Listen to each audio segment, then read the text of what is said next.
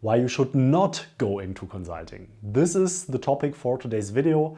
It's a bit of an unusual topic if you know the other videos on my channel, and indeed I also want to make the format of today's video a little bit different than otherwise, because today I really want to give you a real talk.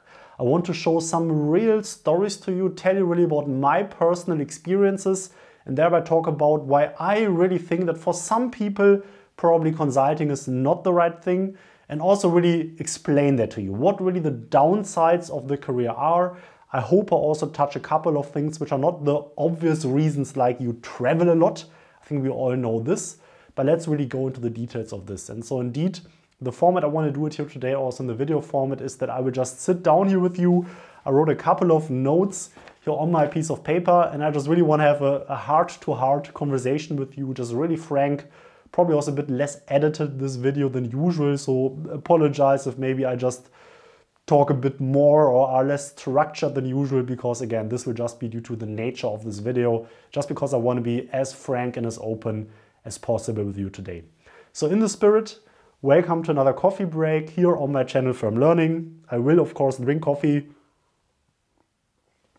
as usual, and I will probably put it down here next to me, but please do not wonder if I occasionally pick it up again. On my channel, I want to help you to become successful in the first years of your career. And again, just to start this also off, to make sure that I'm not being misunderstood here. If you've seen other videos on my channel, you know that I'm in general a very big fan of consulting. I'm a very big proponent of consulting.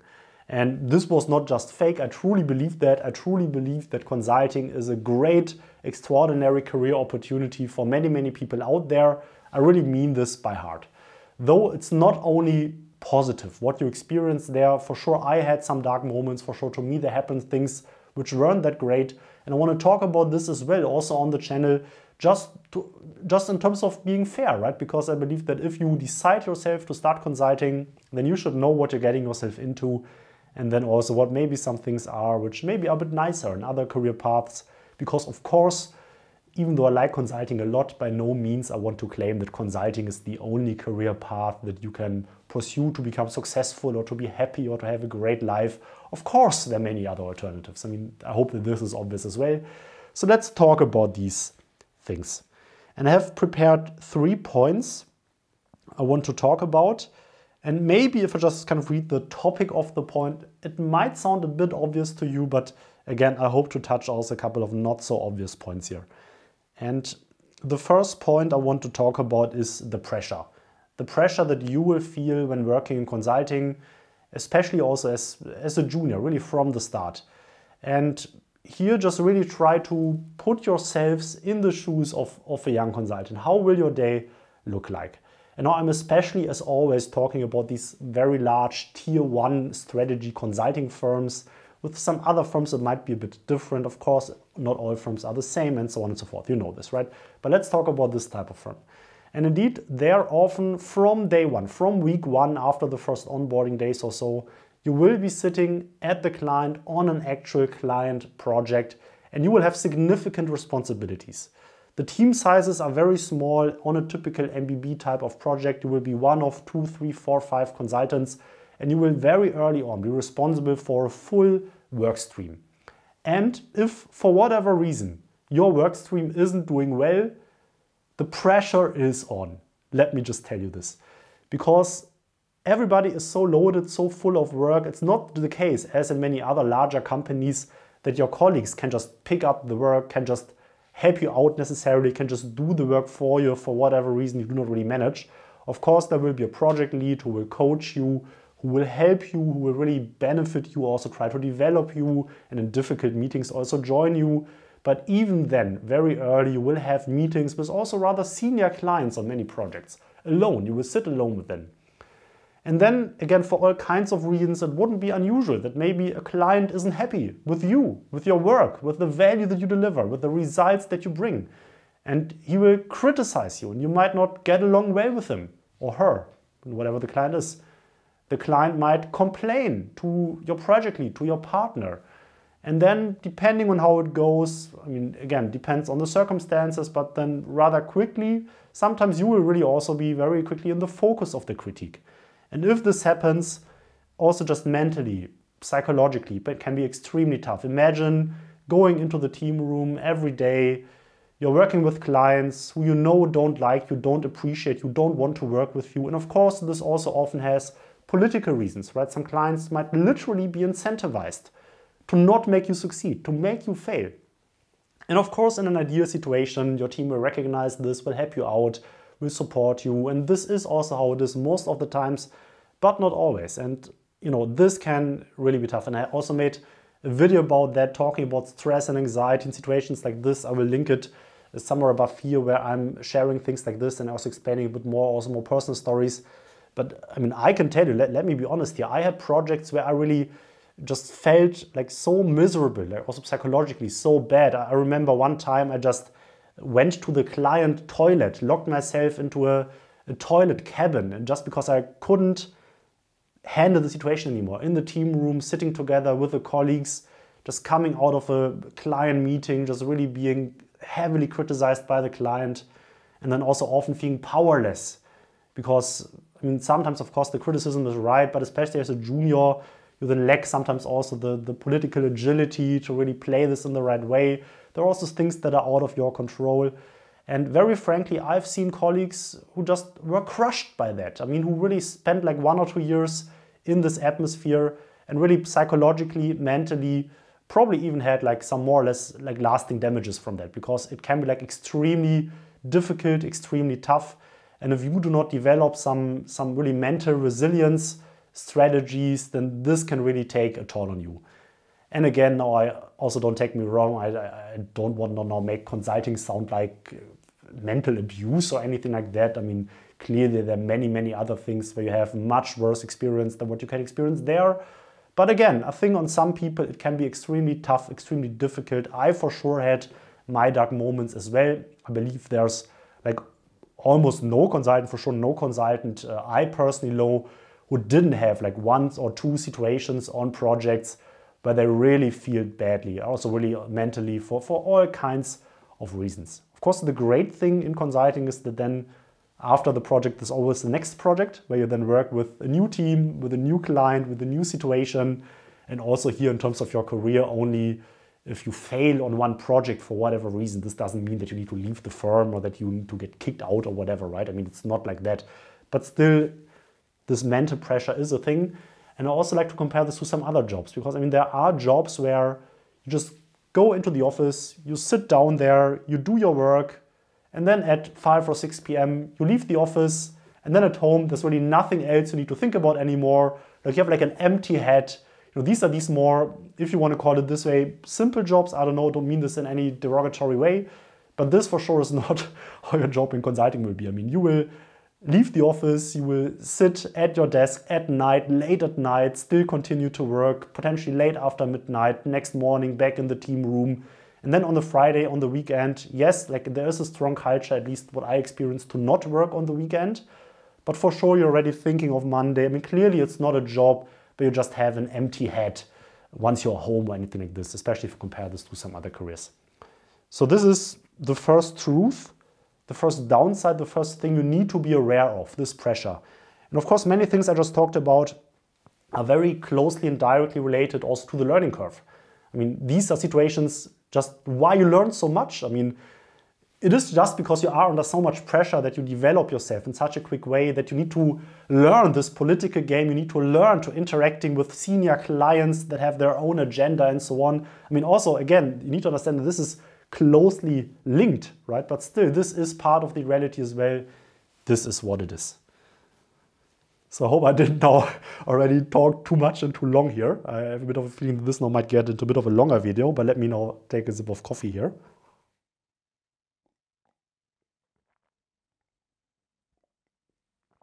And because of the second point I want to talk about, the second thing that I believe really people underestimate is this travel aspect. And I know I said this in the beginning that I don't want to talk too much about the obvious stuff, so let's cover that quickly first, right? So, I mean, what is the obvious stuff about the whole travel discussion? Of course, you will be away from home Monday to Thursday.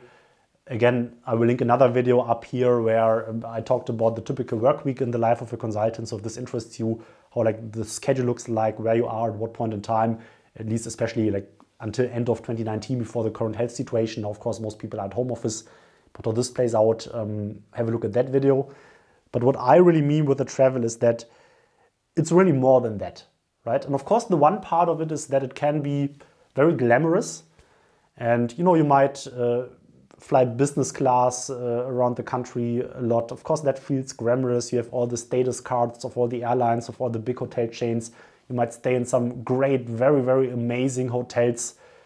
These are the nice aspects. And yes, this is nice. And even after several years, I still enjoyed that, okay? I mean, with the downside, of course, that you are away from home, away from the family. This is still the nice aspect. But still, the reality is that not every project is in a nice big city where you have this infrastructure where you can enjoy all this. And for me, probably at least every third or every fourth project for me was at some place very deep, like in the middle of nowhere, in the countryside, where it was really difficult to get to. I mean, I remember being like at some very, very rural location in the UK. There was only a discount carrier taking you there, so for sure nothing like business class or any like great status with lounges or so experience at the airport. Then there was a long ride with the car, then really to get that location alone, the logistics would take you hours every day, would mean that you would need to wake up. I believe I was waking up on 4 a.m. every Monday just to get there, and then was like super late when I arrived back on Thursday. But then also these places, often there aren't great hotels or anything like that. So especially at this point, I was on a hotel. It was like really not a great hotel. And I'm not like, it's not even that, you know, I'm the guy to whom it is so important that it's so luxurious or whatever. But it was really not a great place. It was in the winter. It was cold. I remember freezing at night because the heating in this hotel wasn't working properly. I just needed to like take several sweatshirts on just because I was literally freezing there, right? The food was super bad. There was not any restaurant close by that had really like a decent food quality. And of course, this is so demoralizing if, you know, you work so much, you work so late and you are in the hotel room and then it's cold and the food is bad. And I mean, this just adds so much to this also really mental pressure that you have. And again, there are some glamorous parts. Sometimes it can be great. Again, I had great experiences in amazing hotels. Of course, these are the nice sides, but don't underestimate how many also very big, very large companies have sometimes their headquarters at very, very rural places. Or of course, you are not always at the headquarters. Maybe you are working in production and then you are in some production factory somewhere in the middle of nowhere working with these people. It can be tough. And this again adds to this mental situation, to the pressure. It adds to this overall, sometimes really, really bad situation that you can then find yourself in. This is just also part of the reality. This was the second point I wanted to share here today.